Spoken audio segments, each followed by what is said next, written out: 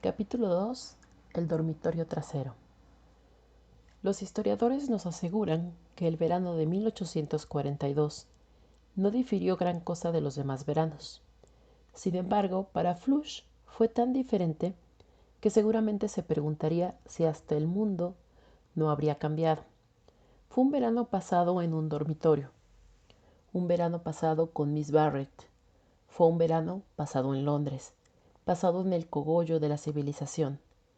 Al principio solo veía la habitación y sus muebles, pero ya esto bastaba para asombrarlo. Identificar, distinguir y llamar por sus verdaderos nombres a todos aquellos objetos tan diversos le era muy arduo, y apenas había conseguido acostumbrarse a las mesas, a los bustos, al lavabo. El perfume del agua de colonia le impresionaba aún desagradablemente cuando llegó uno de esos días buenos, sin viento, cálidos, pero no achicharrantes, secos, aunque no polvorientos, en que una persona inválida puede salir a tomar el aire. Llegó el día en que Miss Barrett pudo arriesgarse a correr la gran aventura de salir de compras con su hermana. Le dispusieron el coche. Miss Barrett se levantó del sofá, velada y bien arropada, bajó la escalera. Desde luego Flush la acompañaba. Saltó al coche en cuanto ella subió. Tendido en su regazo, vio, maravillado, desfilar ante sus ojos toda la magnificencia de Londres en su mejor temporada. El coche recorrió la calle Oxford. Flush vio casas construidas casi solo con vidrio.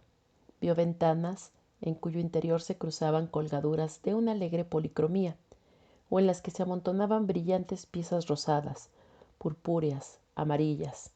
El coche paró. Flush pasó bajo sus arcos, misteriosos formados por nubecillas y transparencias de gasas coloreadas. Las fibras más remotas de sus sentidos se estremecieron al entrar en contacto con 1 millón de aromas de China y de Arabia. Sobre los mostradores fluían velozmente yardas y yardas de reluciente seda.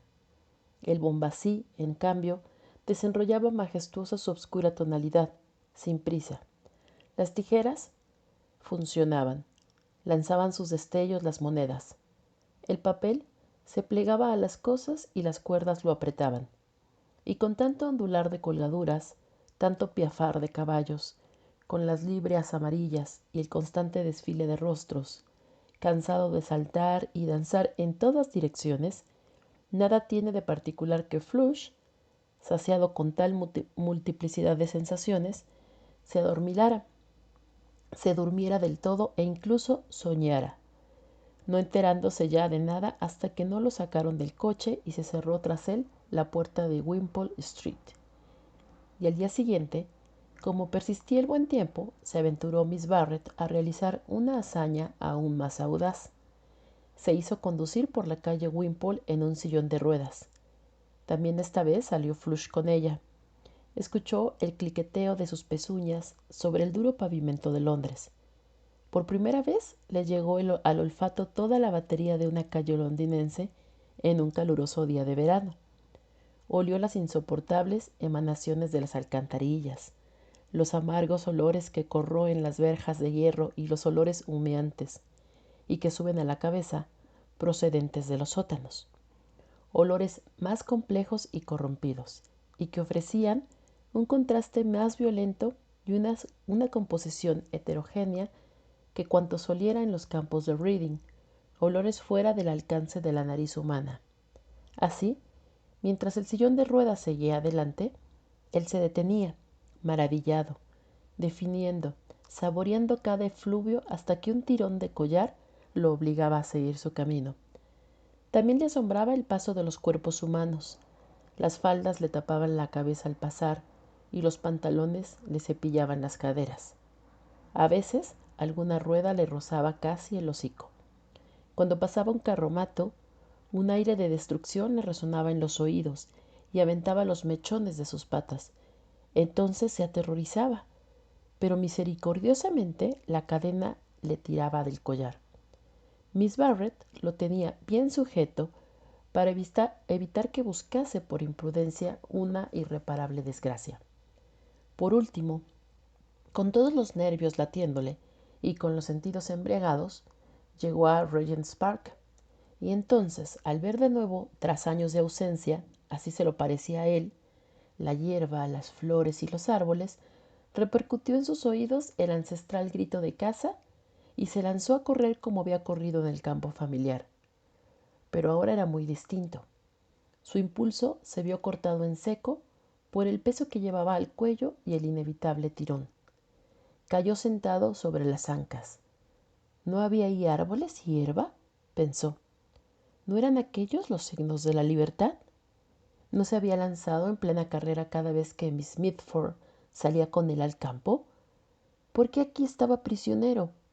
Aquí, según observó, estaban las flores apelotonadas en reducidos espacios, formando grupos mucho más compactos que en The 3 Miles Course. Esas parcelas floridas se hallaban cortadas por unos senderos duros y negros.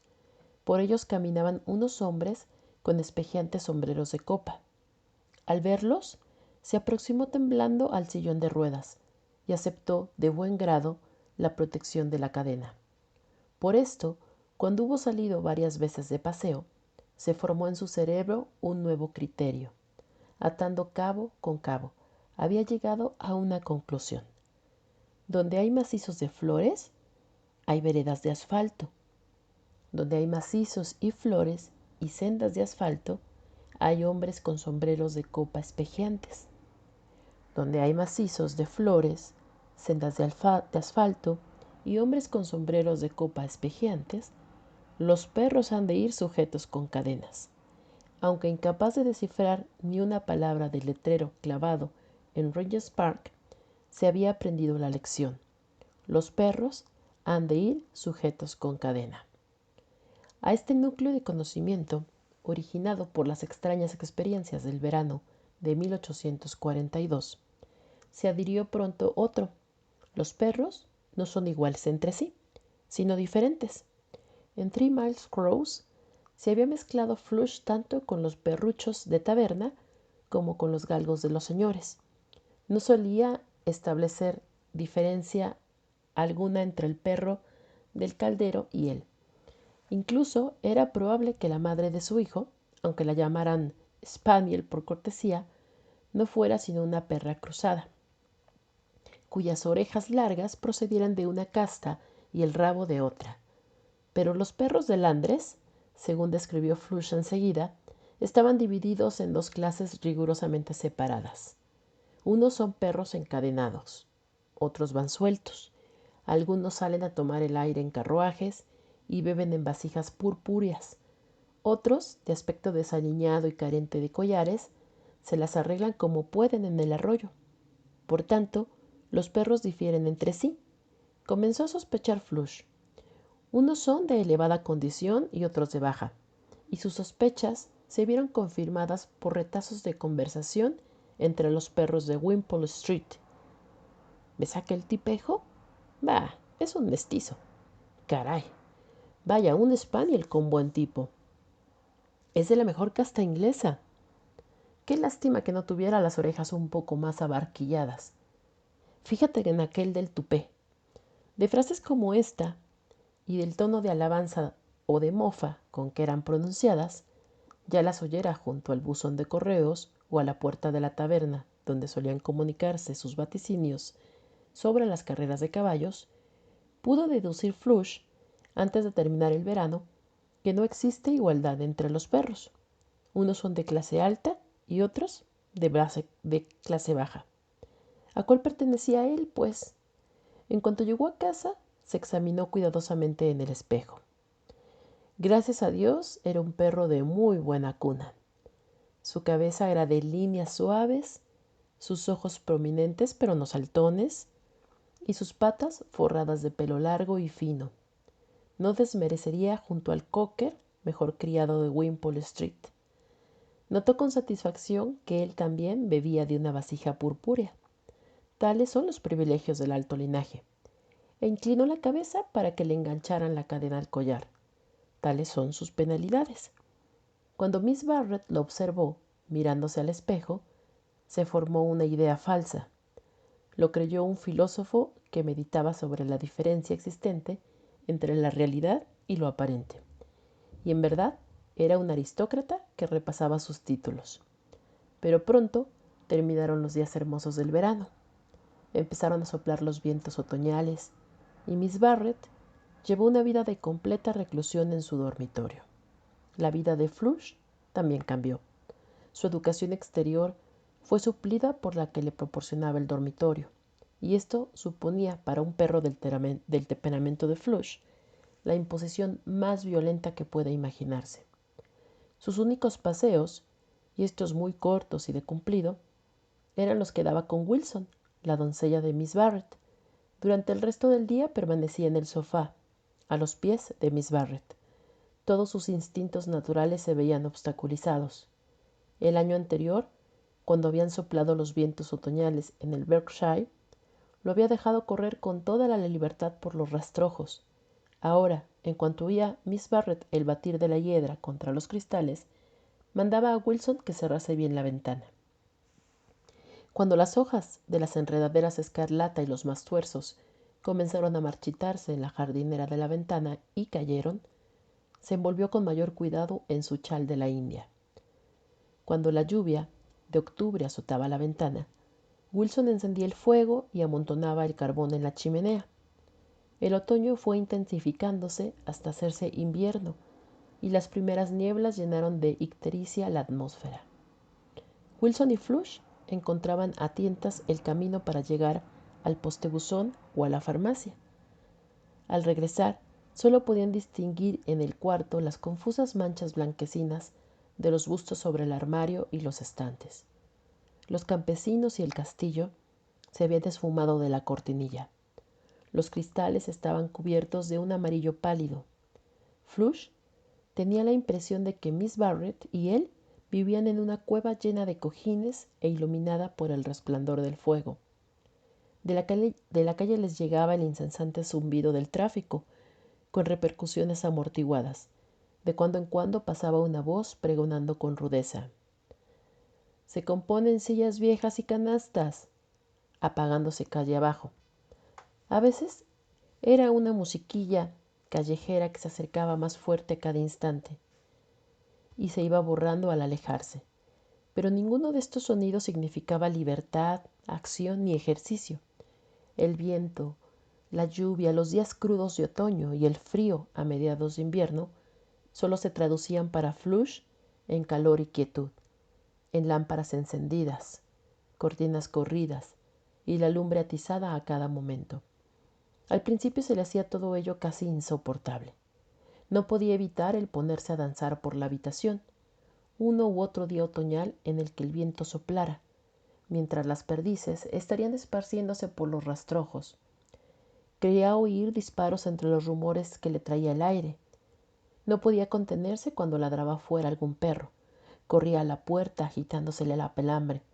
Aunque si Miss Barrett lo llamaba, o si le ponía la mano en el collar, había de reconocer que otro sentimiento, contradictorio, imperioso y desagradable, frenaba sus instintos.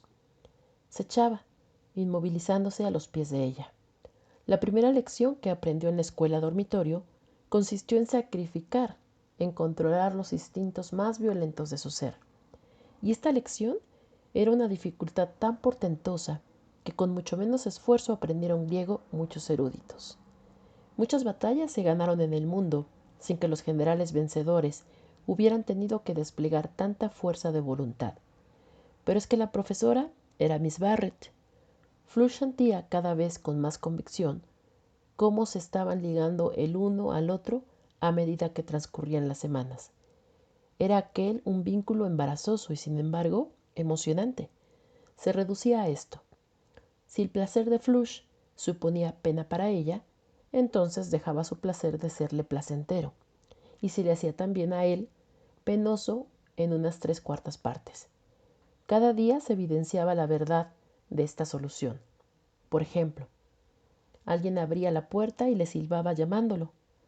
¿Por qué no habría de salir? Ansiaba tomar el aire y estirar las patas. Sus miembros se anquilosaban de tanto estar echado en el sofá. Además, nunca llegó a habituarse al olor a agua de colonia. No, no. Aunque la puerta estuviera abierta, no abandonaría a Miss Barrett. Pensó ya cerca de la puerta y volvió al sofá. Flushy, escribió Miss Barrett, es mi amigo, mi compañero, y me prefiere al sol que tanto le trae desde afuera. Ella no podía salir. Estaba encadenada al sofá. Tan poca cosa que contar como un pájaro en una jaula. Escribió también. Y Flush, para quienes todos los caminos del mundo estaban abiertos, prefirió renunciar a todos los olores de la calle Wimpole, con tal de permanecer a su lado. No obstante, el vínculo estuvo muchas veces a punto de romperse. Formábanse extensas lagunas en la compenetración entre ellos.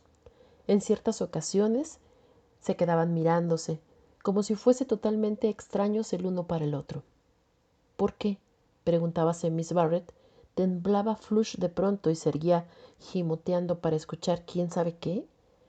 Ella no oía ni veía nada en particular. No había nadie en la habitación con ellos.